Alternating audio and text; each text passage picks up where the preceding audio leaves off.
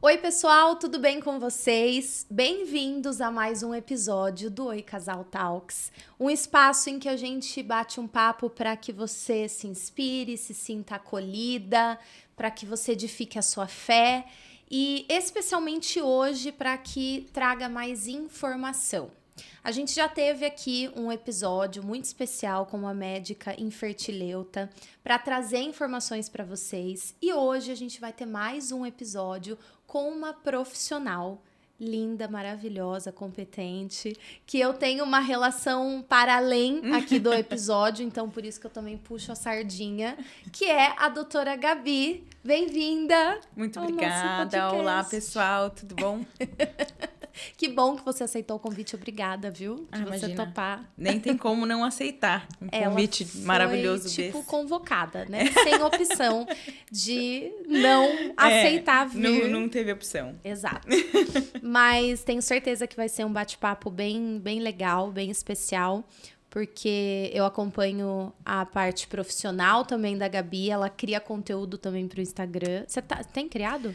Vou voltar, Flá, vou voltar. Estou voltando. É porque parece que faz um tempinho que eu não vejo. É porque teve um casamento no meio da história. Né? Teve. Teve um casamento. Teve um casamento, uma lua de mel.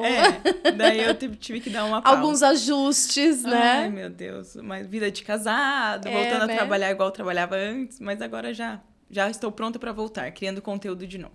É isso, a gente vai deixar as mídias da Gabi aqui. E a Gabi é médica gineco-obstetra com uma subespecialidade em videocirurgia ginecológica. Isso. E é por isso que você tá aqui. Isso, exatamente. Vim trazer um pouquinho aí de informação, de conforto, enfim, dependendo para onde a gente for nesse assunto, para a gente conseguir trazer para os pacientes um pouquinho mais de calma, esperança e saber que tudo vai dar certo no final aí. Exatamente. Gabi, hoje você atende como ginecologista de rotina no consultório. Isso, exatamente. Eu atendo consultório de rotina, de ginecologia. Obstetrícia também faço ainda pré-natal, acompanho pré-natal, principalmente de baixo risco. E parte cirúrgica, né? Estou fazendo cirurgia, faço bastante cirurgias nos hospitais aqui de Sorocaba. Plantão de obstetrícia também, então ainda abrangendo tudo aí, mas sempre com foco um pouco mais na parte cirúrgica. Entendi. E você sempre quis cirurgia ginecológica? Sempre quis cirurgia, Flá. Na verdade, desde a faculdade de medicina, não sabia ainda para qual ramo eu ia, se ia para cirurgia geral, vascular, ginecológica, mas era sempre parte cirúrgica. Entendi. E daí acabei me apaixonando também pela obstetrícia e segui na ginecologia mesmo, mas sou super realizada, graças a Deus. E aparecem muitas pacientes, assim, de demanda de cirurgia ginecológica em relação às dificuldades de engravidar? Muitas, tá? É muito mais do que a gente imagina, na verdade, tá? Porque se for pensar em doença ginecológica, né? Uma das principais doenças ginecológicas das pacientes é a endometriose. E uma das principais causas da infertilidade na mulher é a endometriose. Então, a gente acaba fazendo bastante cirurgia de endometriose nas pacientes que têm como consequência a infertilidade. Uhum. Eu não sei se isso é uma percepção só minha, tá. Mas antes de me aprofundar nesse assunto, quando alguém falava pra mim, tem endometriose, eu pensava assim, poxa, é uma coisa, né, séria, mas fácil de tratar e tudo mais. Mas me aprofundando, eu vi que a endometriose, ela toma proporções que ela pode ir para outros órgãos até. Sim. Que loucura, fala um pouco mais disso, porque eu acho que essa é a maior causa, né? De infertilidade nas mulheres, sim, tá? Dessa parte anatômica, né? De mexer na parte da anatomia do útero, da anatomia da trompa. Porque, assim, a endometriose, ela é uma doença muito pouco abordada. Muitas pacientes têm, mas ninguém sabe o que é, né?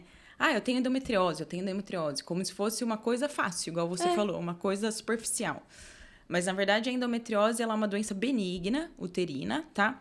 Onde as células do endométrio, que são as células de dentro do útero, começam a se espalhar fora do útero. Então, começam a se espalhar na cavidade abdominal, ali perto da bexiga, perto do intestino, nas trompas mesmo, no próprio ovário da paciente. Então, e qual que é o grande problema dessa doença, né? A endometriose, essas células do endométrio, elas são funcionais. Então, teoricamente, quando você menstrua, quando você sangra, essas células que estão fora do útero sangram também, tá? Então, por isso, uma cólica, assim, muito forte. Então, os pacientes têm como sintoma, né? Uma cólica muito forte, desproporcional durante a menstruação, dor ao evacuar, tem paciente que tem dor ao urinar, uma dor pélvica crônica, porque o sangue é irritativo, então aquela barriga fica inflamada com sangue, né? E qual é a consequência dessa endometriose? Tudo que sangra cicatriza, né? Toda casquinha fica uma cicatriz, né? Então, aquele sangue começa a cicatrizar uma coisa na outra. Sua pelve vira um bloco. Caraca. Intestino cicatriza no útero, que cicatriza atrás do ovário, que o ovário vai para trás do útero. Então, você fica com a anatomia da pelve extremamente distorcida. Entendi. Dificultando muito na gestação, na fertilidade da paciente.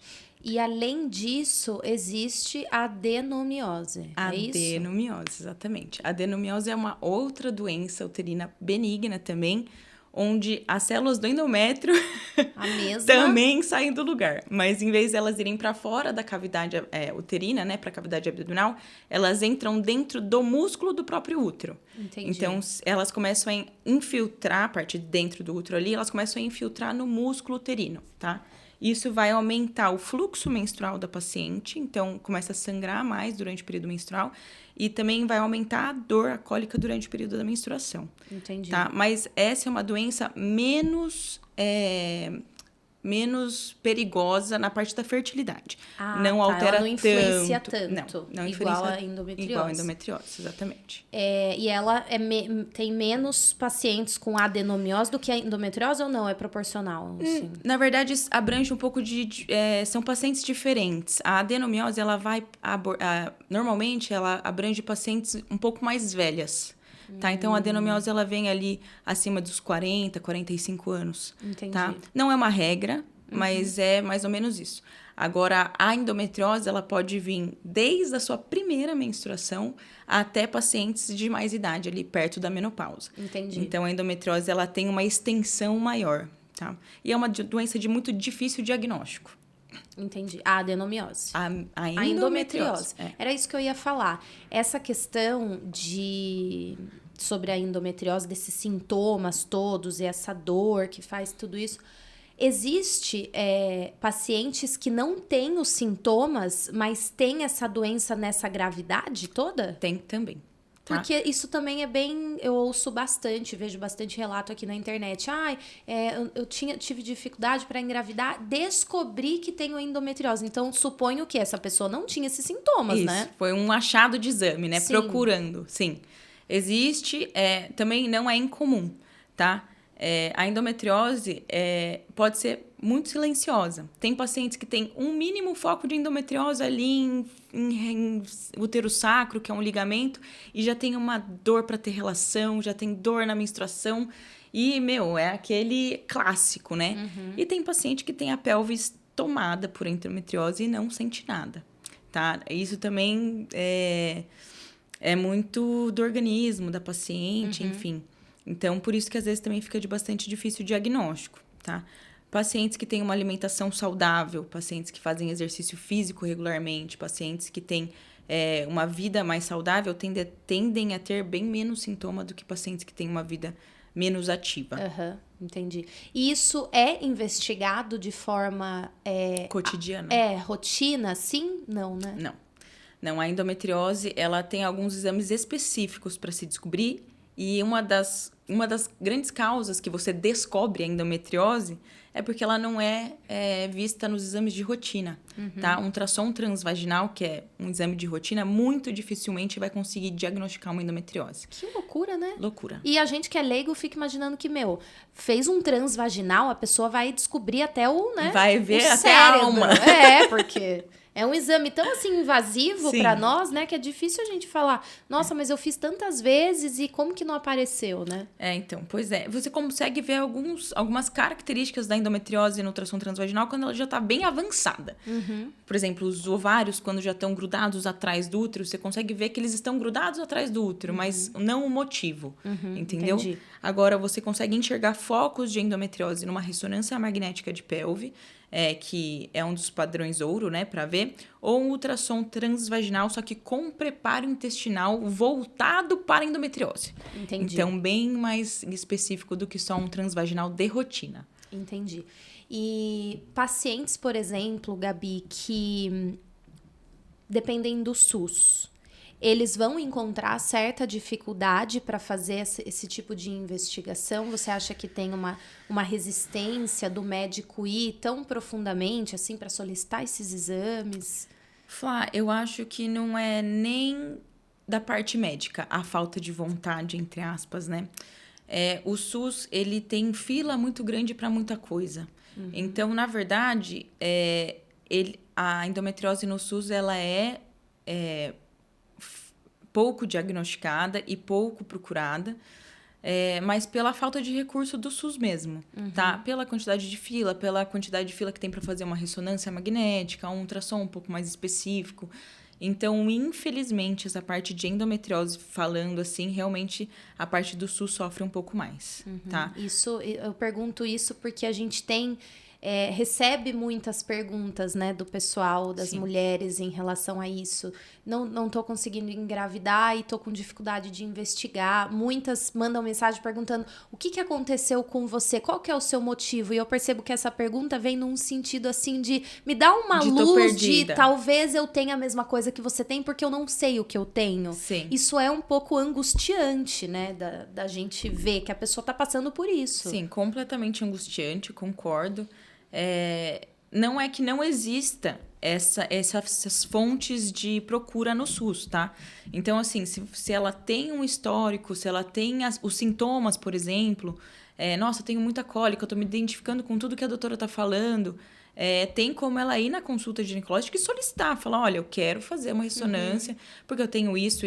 Então, assim, não é que o recurso não exista, mas é um recurso mais difícil do que num convênio particular, infelizmente falando. E talvez também seja por isso que o médico em si ali também tem essa resistência, talvez, de dar tanta informação, de precisar fazer tanto exame. Você acha que também rola isso? Eu acho que sim, Flá, mesmo porque o desfecho do SUS também não é tão bonito, assim, né? Beleza, fiz uma ressonância no SUS, veio endometriose, e agora? Entendeu? Essa parte de precisar fazer uma cirurgia laparoscópica, que é uma cirurgia por vídeo, para tirar todas essas cicatrizes da barriga, para conseguir tentar engravidar, no próprio convênio, no próprio particular, já é uma realidade muito difícil, tá? No SUS é uma realidade quase que impossível. Entendi. Então, eu acho que você... É difícil falar essa parte, né? Mas, assim, talvez seja uma coisa que o médico fique... Bom, descobri agora. É um sentimento de frustração, né? De impotência. Não só do médico, mas também da paciente completamente, sim, né? exato. Ela vai ficar, e agora? O que eu faço? Para onde eu corro, sim, né? Sim. Então, mas é um dos diagnósticos aí bem reais na infertilidade, infelizmente. Sim. E essa cirurgia para esses casos, ela vai atuar, então, na retirada, você consegue retirar essas cicatrizes. Isso. É como se você fizesse, sei lá, uma raspagem, se a gente fosse falar assim, como que... Uma raspagem é uma definição boa. Razoável. Até. Razoável, gostei. Eu consegui imaginar o que você quis dizer. A gente faz a retirada dos focos de endometriose da pelve da paciente, tentando preservar o máximo da anatomia do útero, dos ovários, das trompas, né? Para conseguir meio que tentar voltar o máximo que a gente consiga, assim como Deus fez. Nunca fica igual. Mas a gente consegue tentar voltar essa anatomia, voltar os ovários, as trompas para o lugar, tirar os focos de endometriose. Tanto que uma das orientações é para tentar engravidar, assim, pouco depois da cirurgia. Já começar a tentar logo depois da cirurgia feita, para aproveitar essa anatomia aí. Porque ela vai continuar fazendo isso, o organismo dela. Na verdade, a endometriose, se você não bloqueia, ela pode voltar. Então, fez a cirurgia, já corre tentar engravidar, porque se você não cuidar, não bloquear a sua menstruação, a endometriose pode voltar. E esse bloqueio é possível com remédios, essas coisas? Com remédio. Entendi. E quais são as outras causas, Gabi? de infertilidade. Que dê pra fazer a cirurgia em relação a isso. A gente tem também algumas pacientes que têm miomas, né? Só que o mioma, ele não é todo mioma que vai te deixar infértil ou vai te fazer ter um aborto, tá? Quando a gente pensa em mioma, a gente pensa mais em aborto de repetição do que em infertilidade em si, tá? Entendi. E são os miomas submucosos, em específico, tá? A gente tem vários tipos de várias localizações de mioma. Então, eu tenho mioma, tá, mas onde? Eu sei que é no útero, mas tem vários lugares do útero que pode estar, tá? Entendi. E os de aborto de repetição ou dificuldade para engravidar são sempre os submucosos, que também estão no endométrio, tá? Que é a parte de dentro do útero, sempre pensando, porque a parte de dentro do útero é a casinha do neném. Sim. Tá? Então, sempre que a gente pensa em aborto de repetição ou em infertilidade, a gente tem que pensar o que está atrapalhando o neném de estar dentro da casinha dele. Então, são os miomas submucosos, né? Que estão ali ocupando o lugar onde era para ter implantação do embrião. E também tem os pólipos endometriais, que é justamente um pólipo como se fosse uma carninha esponjosa. Não é igual ao mioma, mas pode ser comparado de uma forma bem leiga. Bem leiga, tá, gente? Pelo amor de Deus, geós que estão me vendo. A gente faz um corte disso e posta só o corte. Acaba com a carreira da pessoa. Mas também está ocupando o lugar daquela implantação embrionária. E essas cirurgias são um pouco mais simples do que a cirurgia de endometriose, tá? Mas a gente consegue fazer a retirada do mioma e do pólipo, preservando o útero.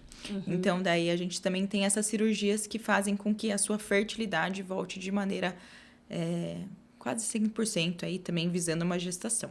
Tá. E isso pode voltar e possibilitar ela engravidar, mas não é uma certeza que a cirurgia é a salvação. É isso? Flávia, não fale assim.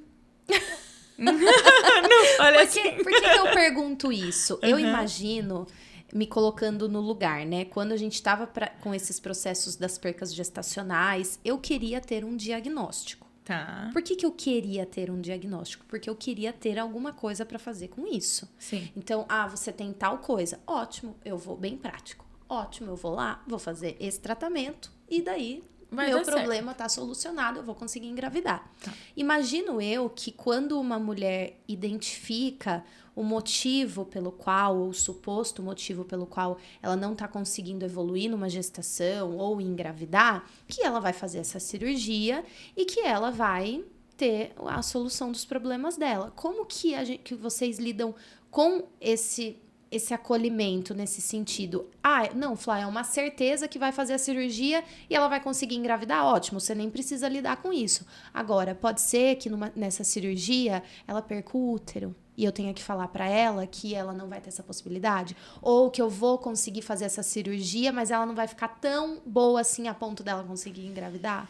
Entende? Essa expectativa que eu quero dizer. Entendo. E a sua expectativa... A expectativa da paciente é sempre tão grande quanto a minha, tá? A gente nunca vai pra cirurgia pensando, olha, vou tentar, mas se não der certo também, entendeu? A gente deixa muito claro os riscos da cirurgia, o risco de perder o útero, os riscos que existem de, a princípio, poder não dar certo, mas se ela tem um diagnóstico de um mioma, de um pólipo, de uma endometriose, ela tem a possibilidade de tratar esse diagnóstico, a gente vai com a cabeça de que tirou, tá resolvido, vai dar certo, tá? Não pode tirar a paciente a esperança nesse ponto de, olha, vamos tentar, mas talvez não seja... É o que você falou, o seu diagnóstico tá na sua mão. O que você tem que fazer? Pronto, tá aqui meu diagnóstico, vamos tratar. É exatamente essa forma de pensamento que tem, tá? É um mioma submucoso? A gente tira, vai dar certo. Não era esse o problema? Resolveu? Então tá bom. Agora, se não der certo... A gente fez tudo que podia dentro do nosso poder, entendeu, Flá? Infelizmente, né, tem muita coisa que a gente quer controlar, né? Sim. Mas tem muita coisa que não cabe só a nós, né? Cabe a Deus e aos planos dele. Sim. E tem muita coisa que a gente queria muito poder ou ter a certeza de, né? Sim, exato. Mas tem coisa que a gente não consegue controlar. Mas a gente sempre vai com a cabeça de que vai dar certo. Vai dar certo. E se Deus quiser, a gente engravida, entendeu? É isso. E elas, essas mulheres, chegam como no consultório, Gabi? Que você, assim, qual que é a característica? Elas chegam já muito, com a expectativa muito alta, ou você recebe pessoas, mulheres que já vieram de vários médicos, estão nessa investigação? Como que é esse primeiro contato? Olha, existe o primeiro contato de diversas formas, Flá. De pacientes que já vêm com a esperança de que vai dar certo, vêm perdidas, não sabendo nem o que tem direito, o que é endometriose, meu Deus do céu, por que eu não engravido? Tem pacientes que já vêm com uma vasta experiência e com uma vasta procura. Isso depende muito da história de cada uma. O que a gente tenta sempre na abordagem é deixar tudo muito claro. Então, explicar quais são as chances, como que vai ser a cirurgia, como é feita a cirurgia, o que é a doença que ela tem. Olha, você não tá conseguindo engravidar por causa disso, deixa eu desenhar pra você. Eu adoro meus desenhos, quem entrar no meu Instagram vai ver. Deixa eu desenhar. Eu desenho o útero, eu desenho tudo pra explicar, porque a paciente tem que, na minha concepção, a paciente tem que ter extrema consciência do que tá acontecendo com o corpo dela. Perfeito. Então, eu explico sempre e falo, ó, as chances são essas, vai dar certo, não vai dar certo. Pode ser que resolva, pode ser que não resolva, sempre pensando o lado positivo, tá? Mas, independente de como a paciente chegue, eu acho que nada é mais justo do que você explicar o que está acontecendo com a própria paciente. Ela tem que ter... Tem muita paciente que chega pra mim e fala, não é nem questão de expectativa. É assim, ninguém fala nada pra mim. Sim. Ninguém fala nada. De ser claro, você não sei diz. O que eu tenho. Ninguém conversa comigo. Não, ninguém conversa. Então, assim, eu acho que o mais importante, o que falta um pouquinho, talvez, na parte médica, é lembrar de que você pode ter o conhecimento daquilo. Eu estudei mais de 10 anos para estar aqui hoje, entendeu? Mas a paciente não sabe. Às vezes ela não sabe nem onde está o útero dela, nem onde está o ovário, nem para que serve. Quem produz o hormônio? Ah, doutora, se eu tirar meu útero, eu fico na menopausa? Não, porque quem produz os hormônios é o seu ovário, não é o útero. Então, Nossa, você não isso entendeu? É uma coisa que a gente pensa... pensa completamente. Doutora, se eu tirar meu útero, eu vou entrar na menopausa? Você vai parar de sangrar. É diferente do que uma menopausa. Menopausa é falta de hormônio. Você vai perder os seus hormônios. Se a gente deixar os seus ovários, você não entra na menopausa. Você para de sangrar. É diferente. Então, as pacientes não têm o conhecimento básico. Eu tinha essa visão, né? Que tirava o útero e entrava na menopausa. Não, entendeu? Então, coisas muito básicas que, pra mim... Eu tô óbvio na minha que cabeça, eu já tô lá na cirurgia. Putz, eu acho que ela vai ser bom fazer isso. E a paciente tá aqui, onde que é meu útero mesmo? Entendeu? Vamos conectar, vamos todo mundo entrar na mesma sintonia para ela entender exatamente o que eu vou fazer com ela, o que ela tem no corpo dela, qual que é a doença dela e qual que vai ser a linha de tratamento. E por que você acha que tem médico que ainda tem essa tratativa? O que você acha que acontece? Há diversos motivos, Flá. Eu acho que, principalmente a correria do dia a dia, eu acho que a gente trabalha demais e eu acho que o médico acaba entrando num automático sem querer entrar em automático nenhum, tá? É igual um bancário, por exemplo. A gente... só que o bancário, ele mexe com dinheiro, com computador. Então, se ele está no automático, ele não precisa lidar com o sentimento de ninguém, né? Agora, quando o médico entra no automático, a gente esquece que a gente trata de histórias, de pessoas, de sonhos, de desejos, de expectativa, de vida, né? Literalmente. Literalmente. Então, e isso já aconteceu comigo, tá? Não tô me colocando num pedestal nenhum. Já tratei pacientes no automático que quando saem ou do consultório, ou da clínica, ou de plantão, independente de onde eu estiver, eu paro para pensar e eu fico, o que eu acabei de fazer? É uma cobrança que você faz. E assim, de me dar vontade de chorar, de vontade de sair correndo atrás do paciente. Ela viu, não te expliquei direito, eu te tratei mal. Acabei de brigar com o marido da paciente que estava aqui antes e descontei em você, entendeu? E a gente acaba fazendo isso e tá errado, né? E a gente tem que toda hora se policiar, Flá. Então, é Mas difícil. você falando isso dessa forma sensível, mostra pra gente também o outro lado. Porque eu entendo o lado da paciente, porque eu também já estive nesse lugar. mas a gente precisa se lembrar que o médico é um ser humano. Também, né? Sim. Né? Também. Que está na sua sobrecarga de trabalho, Sim. mas que também tem os seus problemas, né? Tem uma frase que eu odeio, que é: você tá com algum problema em casa, você deixa ele em casa e vai trabalhar. Não existe isso. Essa frase, ela não é possível. Sim. Nós somos carregados de todas as emoções e somos o resultado de tudo que a gente vive no nosso dia.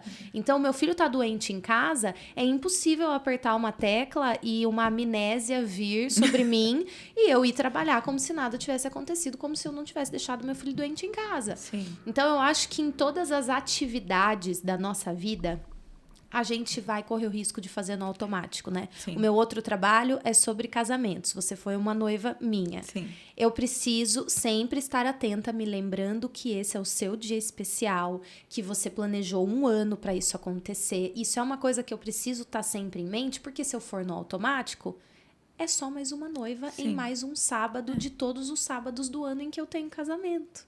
Então, eu acho que isso é uma cilada que todo mundo que presta algum serviço está sujeito a acontecer. Sim. Mas talvez isso se exacerbe mais sob a medicina porque está lidando com as pessoas nessa fragilidade da vida, né, nessas condições. Ninguém vai no médico que tá bem, né? Exatamente. Entendeu? Ninguém vai... eu tô tão feliz, deixa eu ir no ginecologista.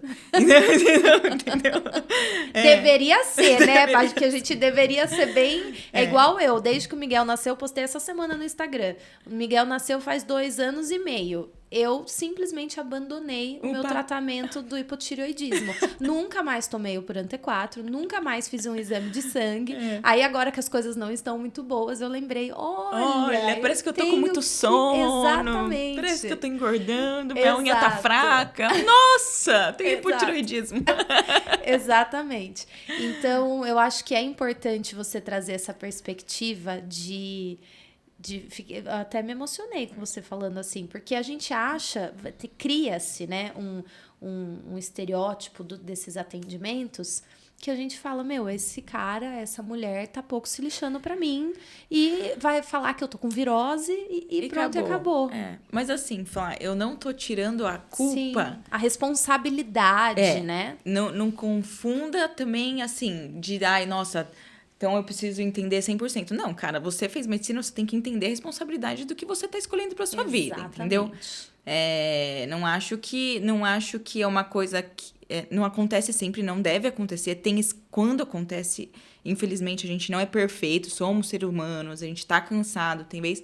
Mas, ao mesmo tempo, você tem que estar um tempo inteiro na sua cabeça que você jurou uma coisa que você tem que cumprir, entendeu? Exatamente. Então, que os médicos entendam que existem deslizes, mas que não façam do automático justificar o seu cotidiano. Isso. Exatamente. E eu acho que para isso acontecer, basta a gente se conhecer e se observar, né, Gabi? Isso, exatamente. Só que isso é a coisa mais difícil que existe, né? Então, porque médico também é workaholic, tá? Então, a gente começa a tentar fugir dos problemas trabalhando. E a gente só piora tudo, entendeu? Então, pra gente se olhar e se conhecer... Olha, ainda bem que eu tenho um ótimo marido na minha casa, porque senão eu já tava trabalhando 72 horas direto e daí nas minhas pausas de descanso eu tava bebendo vinho e virando alcoólatra. Então, ainda bem que meu marido é muito bom. Porque, olha... William, você tá com pontos, hein? Tá com muitos pontos.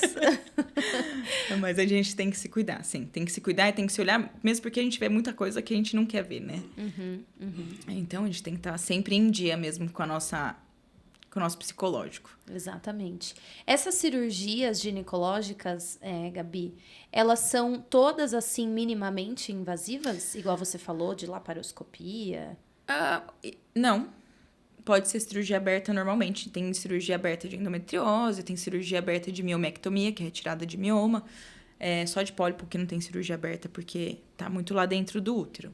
Mas, idealmente falando, a cirurgia minimamente invasiva é sempre a mais adequada para esses casos, tá? Tanto para mioma submucoso, quanto para pólipo, quanto para endometriose, tá? Então, a princípio, é o que a gente tem que buscar. Mas tem alguns casos que não tem muito o que fazer, depende muito de caso a caso, Flá. Mas, idealmente, a cirurgia minimamente invasiva é a mais adequada, o tratamento melhor. E a cirurgia robótica hoje em dia também, né? Que tá aí surgindo cada vez mais forte no Brasil, que é incrível. e que é até menos invasiva do que a minimamente invasiva, que a cirurgia de vídeo é. É muito parecida com a cirurgia de vídeo, na verdade, mas o médico opera numa máquina. E a cirurgia, quem faz é um robô mesmo. Caraca, você faz isso? Não, ainda não. Até faltam uns aninhos ainda, mas se Deus quiser eu vou fazer. Tá nos planos. Ô, Gabi, você percebe, eu não sei há quanto tempo você tá na clínica, mas você percebe um aumento, assim, dessa procura das pacientes com essas dificuldades de engravidar?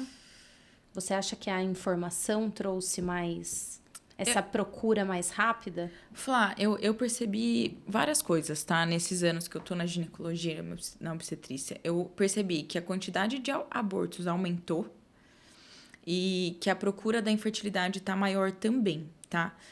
Mas eu acho que isso vem do padrão da mulher hoje, tá? As mulheres hoje, elas estão tentando engravidar mais tarde, porque elas estão nessa história toda de mulheres trabalhando igual homens, direitos iguais e, enfim... Priorizando a carreira. Priorizando a carreira e sendo mulheres maravilhosas como devem ser mesmo, tá? Não é uma crítica nem um pouco. Mas a gente começou a buscar uma gestação mais tardiamente falando. Antes, as gestações, o nosso pico ovulatório, né? Nosso auge de engravidar é ali dos 20 até uns 30, 35 anos. E hoje a mulher com 35 tá no auge da carreira, né? E elas começaram a buscar mais essa gravidez um pouco mais tarde. E isso dificulta tanto para conseguir engravidar. Se não conseguir engravidar, demora muito para um diagnóstico. Então, vai descobrir que não consegue engravidar com 36. Vai começar a entender por que não consegue engravidar com 37. Vai descobrir um diagnóstico com 37,5. Entendeu? Vai ver o que tem que fazer com 38. Então, assim, e daí nisso a chance de aborto já aumentou, a chance de não conseguir uma gestação já aumentou. Então, eu acho que muito desse cotidiano da mulher de hoje mesmo tá tornando um pouco assim, um aborto um pouco mais frequente, a dificuldade de engravidar, a infertilidade um pouco mais frequente também. Pelo diagnóstico tardio mesmo. E outras coisas. Eu acho que o Covid deu muito aborto, tá? Na época do Covid, eu achei que aumentou muito. Isso é empírico. Eu, doutora Gabriela, não vi estudo, não vi nada, tá? Dos plantões que eu presenciei na época da pandemia. Eu achei que teve muito mais aborto do que normalmente. Não sei se os outros médicos que trabalham na área concordam comigo. Conversei com uns já e todo mundo falou, nossa, verdade, muito aborto, muito aborto. Então, a pandemia trouxe muita história de perda pra gente. Mas é basicamente isso. Você acha que o estilo de vida também? Que a gente nunca quer ouvir. Isso era uma das coisas quando eu estava pesquisando sobre os abortos. A gente nunca quer ouvir que a gente precisa comer melhor e praticar atividade física, né? Eu já falei aqui, mas isso influencia também, tá? Inúmeras coisas. Mas se você for pensar de estatística... 20% das mulheres podem sofrer um aborto na vida. Então, o aborto, eu acho que ele era muito pouco falado. Mas acontecia muito. Entendeu? Porque 1 a cada 4 é muita gente. É muita gente. É muita gente. Se você falar assim... Isso foi um choque pra gente quando no dia que a gente perdeu a Helena, que a gente viu que não tinha batimentos, essa foi uma das primeiras coisas que o médico falou pra gente. Sim. Então, assim, 20% das pacientes têm um aborto na vida. Desses abortos, 90% acontece por uma má formação do comecinho de gestação, uma má formação genética, uma mutação na multiplicação de células, que não tem nada a ver com endometriose, com mioma, com pólipo, com casal, com nada. Entendeu? Então, é uma coisa que simplesmente pode acontecer. Só que hoje está sendo muito mais abordado o assunto, muito mais conhecido, muito mais informação em cima disso. Então, é esse tipo de conhecimento que as pacientes também precisam ter. De assim, nossa, eu abortei. Respira. Vamos lá. Vamos pesquisar. Podemos pesquisar algumas coisas e tal, mas se não tem nada... também faz parte de uma porcentagem que acontece, simplesmente acontece, tá? É isso. E essa questão do simplesmente acontece também é uma questão sensível para as mulheres, também né? Sim. Porque é difícil também a gente, quando sofre um aborto, ouvir que isso é uma coisa comum e que talvez isso não seja motivo de uma investigação neste momento. Sim. Eu acho que uma das coisas que a maioria das mulheres reclamam é dessa questão de só investigar quando tem repetições. O segundo. A partir o segundo terceiro, tá ótimo. sim. Isso que eu ia falar. Do segundo, meu Deus do céu. Quando a gente passou por isso, foi passado pra gente que era do terceiro, quarto. Até 2 a gente considera normal pelo protocolo, né, da Sociedade Brasileira de Ginecologia e Obstetrícia, e a gente começa a investigar a partir da terceira perda, ou seja, são 3 abortos, né? E daí sim inicia-se uma investigação. Não tô falando que eu concordo com isso, tá? Mas é o que teoricamente nos livros tá escrito. E isso independe de como aconteceu esse aborto, porque, por exemplo, a gente sabe que existe uma probabilidade maior de até 12 semanas isso acontecer. Isso. Se esse único aborto que ela teve foi mais pra frente, sei lá, não tô falando muito pra frente, mas na 14ª semana, isso ainda assim é uma coisa que não, só quando tiver o terceiro eu vou investigar. Olha, Flávia, daí é uma pergunta um pouco mais difícil, tá? Daí vai depender de caso a caso. Vai depender muito se tinha alguma característica no feto, porque daí já começa, como já tem ossinho, já tem algumas características fetais mesmo, a gente já começa a ver se tinha alguma malformação, se tinha hidrópsia, se tinha alguma coisa. Você tem a possibilidade de mandar o feto para uma investigação, então não precisa investigar a mãe, na verdade, você manda o material para uma especialização um pouco mais profunda sobre o que pode ter acontecido. E depende muito do que aconteceu com a mãe também, né? O colo dela dilatou antes do tempo. Foi uma perda que o neném era perfeito, mas o colo dela simplesmente dilatou. Então, a gente já sabe o que é o problema. O colo tá dilatando. Então, assim, já começa a ficar um pouco mais... Até que fácil pra gente achar um diagnóstico. Entendi. Quanto mais tarde, mais fácil, entre aspas, aí, pra gente ter uma justificativa, tá? E Quanto daí mais já jovem, começar um plano de ação em relação a isso. Abortos tardios normalmente são mais de fácil diagnóstico ali para entender o porquê do que aconteceu, tá? Abortos no comecinho, gestação anembrionária, o aborto retido, um nenê que nunca teve BCF, ou tinha BCF, parou. O que é isso? BCF é o batimentinho. Tá. Como tinha batimento, depois não tinha mais. Esses casos são um pouco mais difíceis pra gente. Porque é muito no comecinho. Daí a gente não tem uma causa. Parou. E aí, parou por quê? Sim.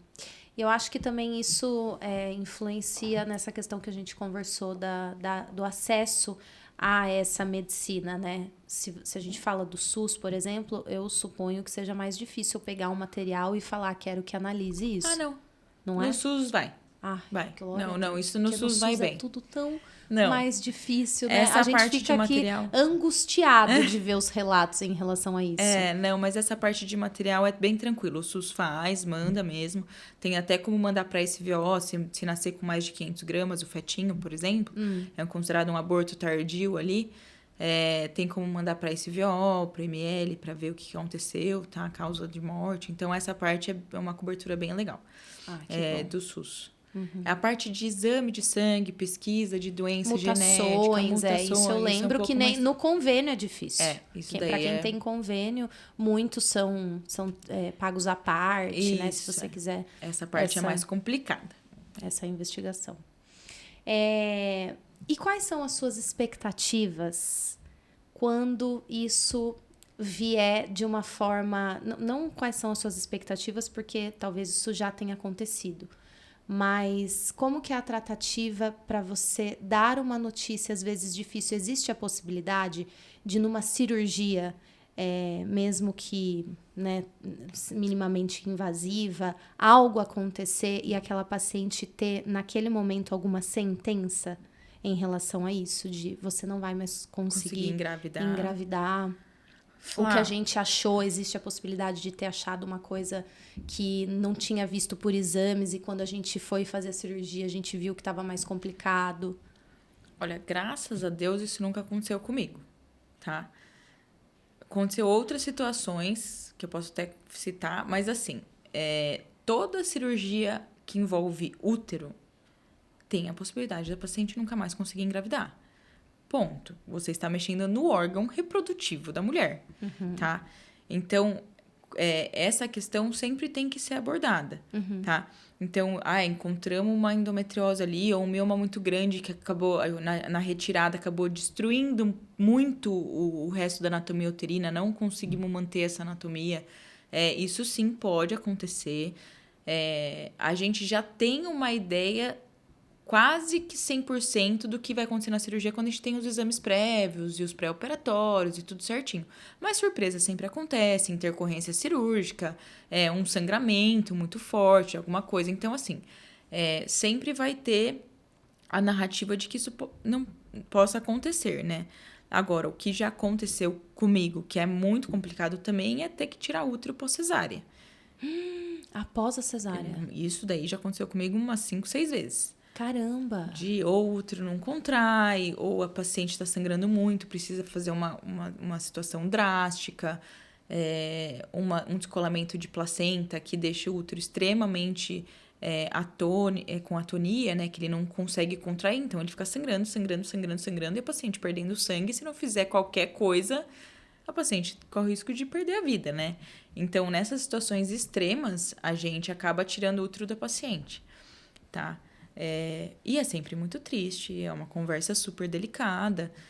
Tem paciente que já tem prole constituída, né? Que já tem ali 2, 3, 4 filhos, mas tem paciente que era primigesta e eu tive que tirar o útero da paciente, entendeu? Primeiro o neném. Teve uma paciente que o neném nasceu morto e eu tive que tirar o útero da paciente, porque não... Então, assim, essas situações são, graças a Deus, raras, mas são muito delicadas e a gente, na hora, Flá, é uma coisa muito dura de você escutar, tá? Mas é uma coisa que você tem que se colocar no meu lugar e pensar como eu. Numa situação de risco, você salva a mãe ou você salva o filho? É sempre a mãe, tá? Sempre. Qualquer médico que te falar diferente disso, tá errado. Então, pode ser o nenê mais desejado do mundo, pode ser a última chance da última chance. Se a mãe corre qualquer tipo de risco de vida, o nenê, ele é sacrificado, entre aspas, tá? E não é que pra gente é uma coisa feliz de falar e nem uma coisa confortável fácil de fazer. Mas enfim, mas a gente tem que sempre escolher a mãe, tá? Então, o útero, nesses casos, ele acaba virando um mero útero. Ele não acaba virando...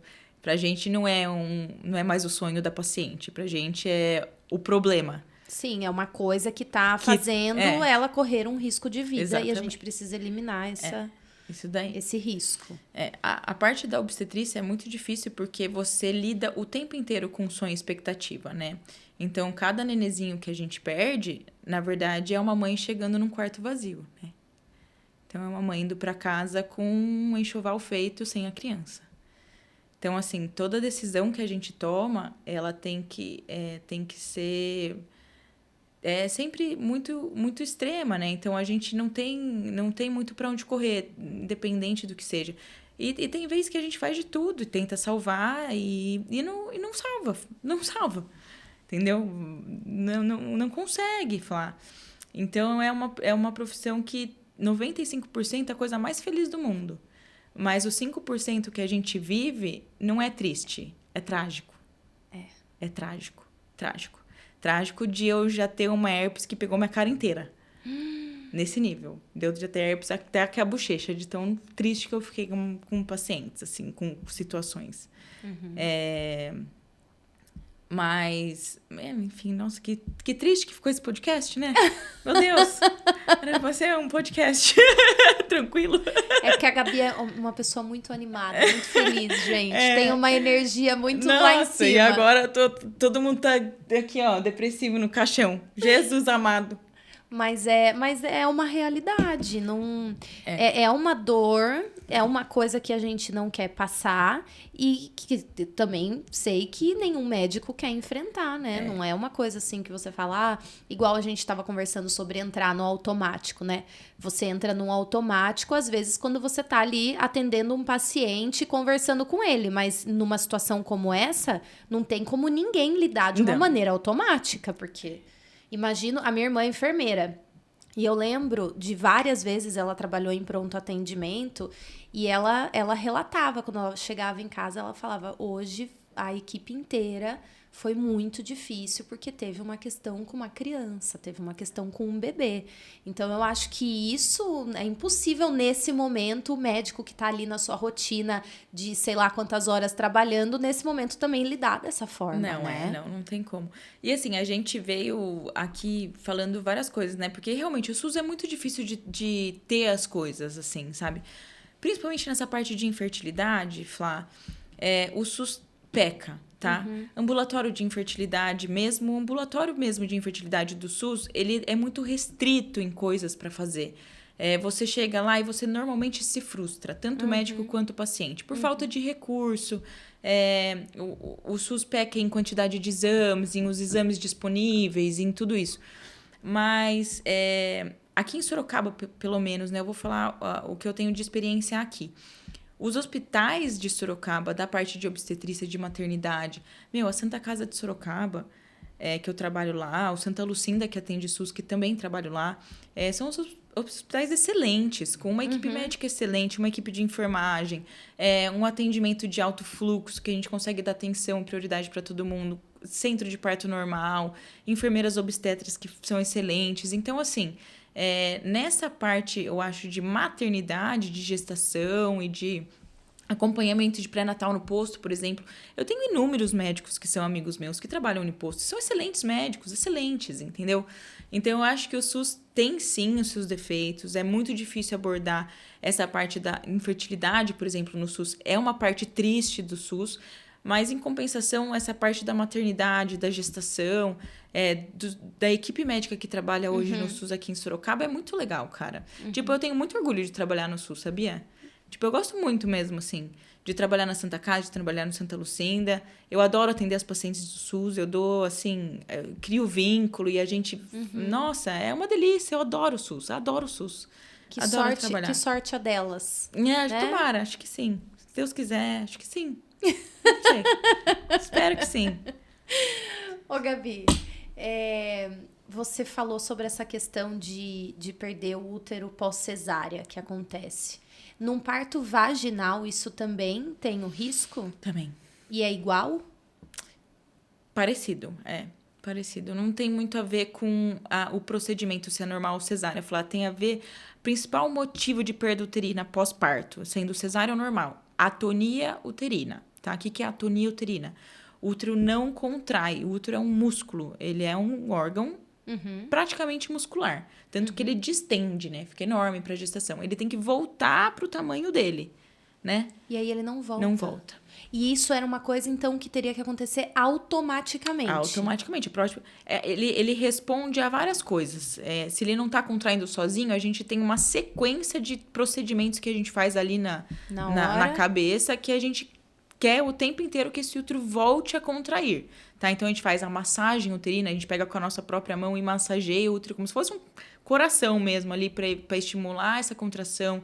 A gente faz alguns medicamentos como ocitocina, que é o hormônio, a ergotrate, que também a ergometrina, que também são hormônios que ajudam nessa contração, né? Medicamentos. Faz o misoprostol, que é um comprimido que induz, por exemplo, parto, um indutor de parto. Se a gente coloca ele em alta dosagem, ele também serve para contrair o útero. Então, a gente faz toda essa sequencinha de procedimento. Mas tem vez que... E isso é uma coisa que não dá pra gente prever. Não. Você vai ter esse negócio. Não tem dá. alguns fatores de risco que gritam. Então, a gente já vai meio que preparado, tá?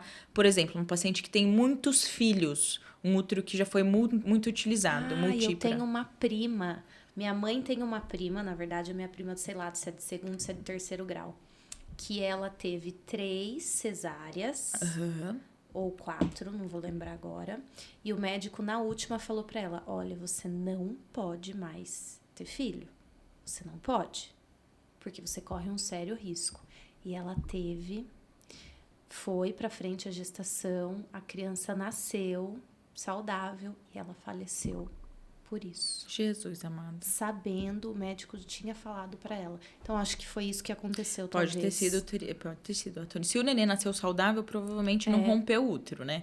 Porque quando você tem muita cesárea, corre o risco do seu útero romper no meio antes de terminar a gestação. Porque tem muita cicatriz no útero. Entendi. Mas se o neném nasceu bem, saudável, provavelmente foi atonia uterina. Perdeu sangue e não contrai de jeito nenhum. E, então, muitos filhos é um fator de risco. Então, paciente multípora, paciente que o nenê é muito grande. Então, o nenê acima de 4 quilos também é um risco de atonia uterina. Tem vários. Qualquer intercorrência, um trabalho de parto prolongado, então trabalho de parto que dure mais que 18, 24 horas, dá uma exaustão uterina, também é difícil dele contrair, porque ele, como se fosse, ele cansei. Não contraio, fiquei 24 horas contraindo aqui para nascer, demorou muito, não contraio mais. Entendi. Então, um trabalho de parto prolongado também pode dar essa atonia uterina. E a outra coisa que eu ia falar é a descolamento prematuro de placenta também, em que o útero fica embebido de sangue. Ele é um nome específico, chama útero de Coveler, ele também não contrai. E daí, então, dependendo de casa a casa, a gente já sabe mais ou menos o que esperar. Lógico que tem as que não contraem porque Deus não quer, né? Sempre tem. Sempre tem uma outra. Mas normalmente a gente já sabe direito, putz, essa tem risco de não contrair, essa não, essa tá tranquila. Então, vai variando bem. Caramba. Isso me impactou, porque é uma coisa que eu passei por uma cesárea, né? E daí agora você falando isso, eu falei, caraca, a ignorância às vezes é uma bênção. Bênção. Flávia, eu morro de medo de engravidar, Flávia do céu. Meu maior medo é engravidar. Nossa Senhora. Ai, é complicado. A oração tá em dia. Mas assim, eu morro de medo. A fé tá em dia, mas isso não significa que o medo não exista. Por isso que tem essa coisa de médico ser mais resistente, de procurar o médico, de fazer os seus... Deve ser. Porque vocês sabem muita coisa. A nossa mente já é catastrófica sem a gente ter o conhecimento. Não, exatamente. Imagina tendo o conhecimento da probabilidade do que pode acontecer. Sendo ansiosa... Então, assim, já sei de tudo. Ainda tenho só pezinho na ansiedade ali. Ai, meu Deus, minha cabeça, Jesus amado. Mas vai dar tudo certo. Mas você quer? Quero. Não, meu sonho. Mínimo 2. Nossa, pra quem tá com medo, então, tá ótimo. Não, mas eu falei que a oração tá em dia. Eu sou muito... sou crente em Jesus, em Deus, Nossa Senhora. Todo mundo protege. Anjinho da guarda, todo mundo protege. Não, certo vai dar, mas o medinho sempre tem. Mas mínimo 2. Mas o medo não pode tirar, né, o brilho do sonho, de tudo. É o que eu falo principalmente para as pacientes, né? Tem muita paciente que eu atendo que está neste cenário de dificuldade de engravidar ou que tiveram muitas percas. E várias delas, durante ali o processo psicoterapêutico, engravidam de novo ou engravidam pela primeira vez. Principalmente as que tiveram uma perca gestacional, aí a gente começa a trabalhar essa nova fase, porque você tá traumatizado, né? Você ir num ultrassom, que para a maioria das mulheres em que não tem nenhuma história de aborto é um dia feliz, vou ver o meu neném, para quem passou por isso é um dia de terror. Nossa, eu até arrepiei, nunca pensei nisso. É um dia de terror, porque você fala o que eu vou encontrar hoje, o que ela vai me falar. Sim. Eu lembro que, quando era dia de ultrassom, ela colocava o negócio lá do ultrassom em mim. Eu acho que não dava 2 segundos. Eu já perguntava, tá tudo bem? Mas porque pra mim a sensação que eu tinha é que tinha passado 10 minutos e ela não tinha falado nada. Entendi. Então já até muitas vezes encontrei assim uma falta de empatia, talvez, de falar assim, calma que eu ainda tô vendo. E daí você fica, meu Deus do céu, ela vai me dar uma notícia. Então esse processo do medo já é um medo natural, porque a gente sabe que a gestação não é uma coisa simples. Sim. Ainda mais quando você tem um histórico, ou no seu caso que tem um conhecimento. Muda bastante, né? Mas esse negócio, eu até me lembrei de uma paciente que foi esses dias lá no Santa Lucinda, foi comigo. Ela chegou assim, doutora, eu tô com dor, eu tô com ectópica. Eu tenho certeza que é ectópica. Daí eu olhei pra ela e falei, 5 semanas de... Eu falei, mas por quê? Porque eu já tive uma e foi a mesma dor. É a mesma dor. Eu falei, respira, vou pedir um ultrassom pra você ficar tranquila. Mas calma, fez o ultrassom, tava lá a gestaçãozinha dentro do útero e falei, olha, ai meu Deus do céu, eu tava tão preocupada. Mas essa história... E remete, não tem como, né? Qualquer cólica, qualquer coisa que seja diferente, assim, que te remeta ao seu passado, ao seu trauma, volta, né? Exatamente. E é uma coisa, Gabi, que ela ultrapassa a nossa... como que eu posso dizer o que eu quero falar aqui? Consciência. Ela ultrapassa a nossa consciência, a nossa... a racionalidade. Entendi. Esse medo ultrapassa isso. Por quê? Quando você chega para fazer um ultrassom e você tem essa história, você sabe que, vou deixar o médico olhar, né? Eu não vou chegar no consultório dele sem antes ele me dar nenhum boa tarde e já vou falar o que eu tenho. Porque quem tem que falar é ele. Você sabe de tudo isso, Gabi. Mas na hora, você não consegue, sabe? Conceber que você precisa ser racional, que você precisa ir com calma, esperar, ouvir o que ele tem pra falar. Não, passa de você. Então, é uma coisa que é só emoção, não é razão nesse momento. É igual quando recentemente o Miguel convulsionou. Ele teve uma febre...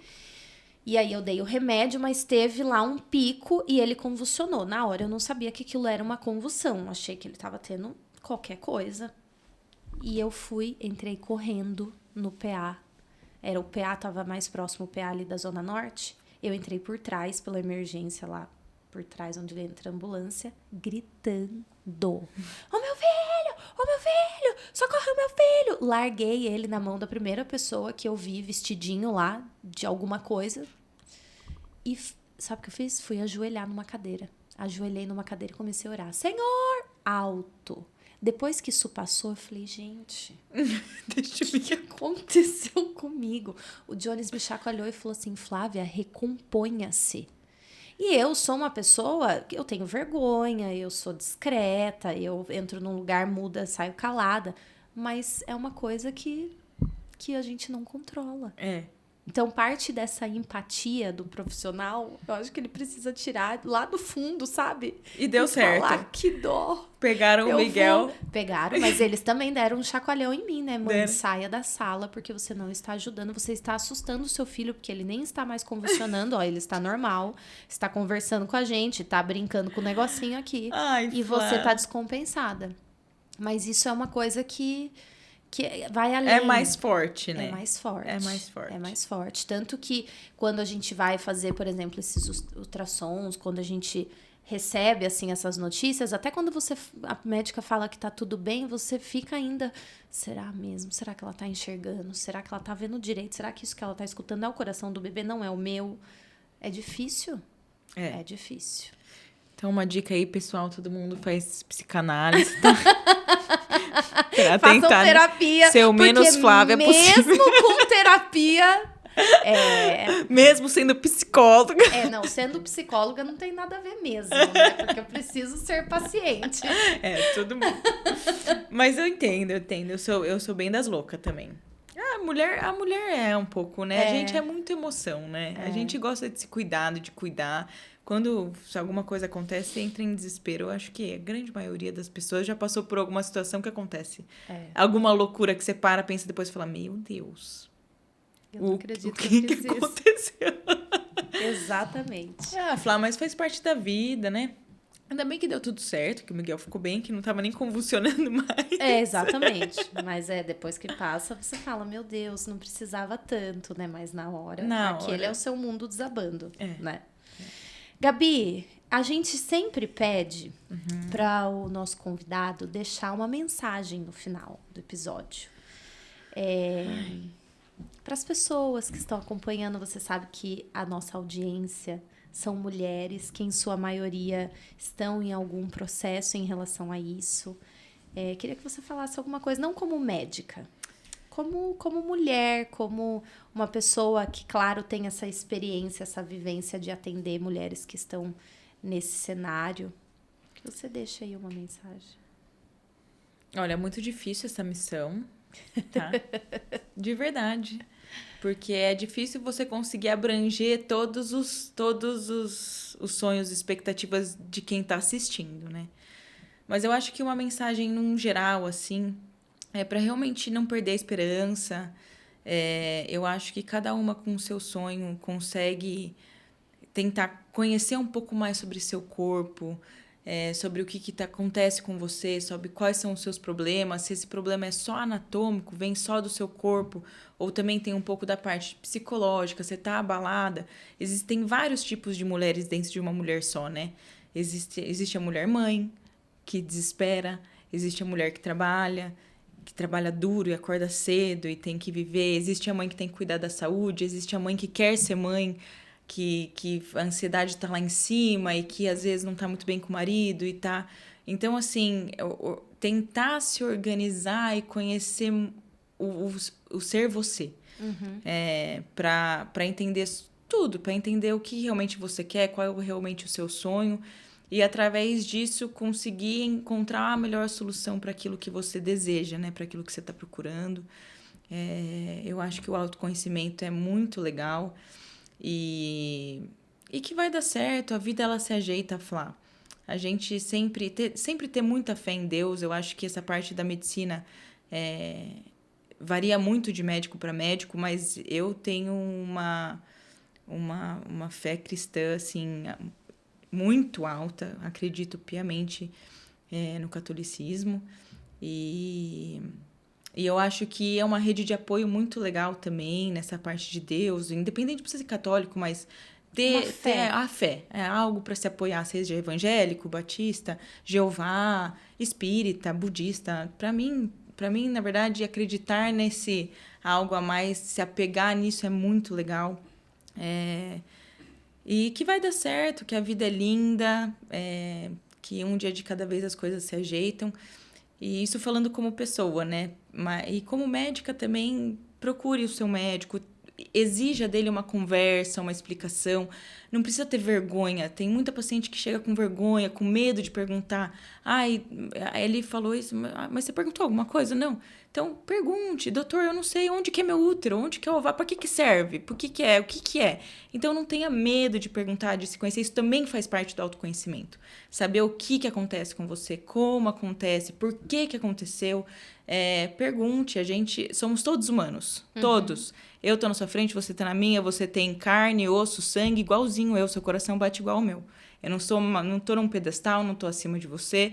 Nós somos iguais e vamos pro mesmo lugar. Depois que a gente morrer, todo mundo vai para debaixo da terra. Ninguém vai para um lugar excepcional, não. Entendeu?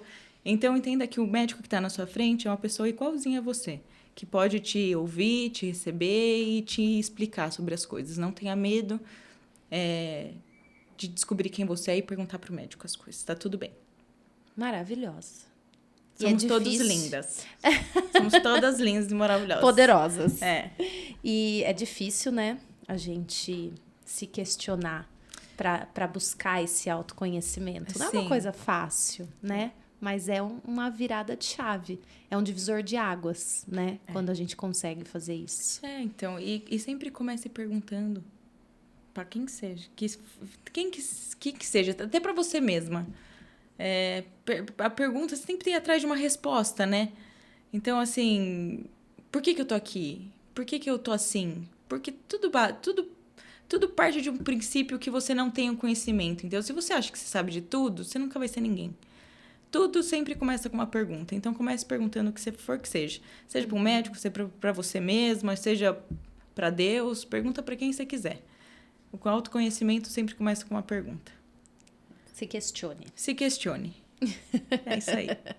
Gabi, obrigada. Imagina. De você ter topado de vir aqui conversar com a gente. Eu vou deixar as redes sociais da Gabi aqui para vocês seguirem, gente. Vocês já viram que é uma médica maravilhosa, humana. E vale a pena vocês acompanharem. Ela posta bastante coisa, vai continuar postando, vai abrir caixinha de perguntas para vocês. Ai, né, gente, Gabi? Desculpa, perdão. Em nome de Jesus. Eu tenho pecado nisso, mas eu vou conseguir. E é isso, gente. Obrigada por nos acompanharem e até o próximo episódio. Tchau!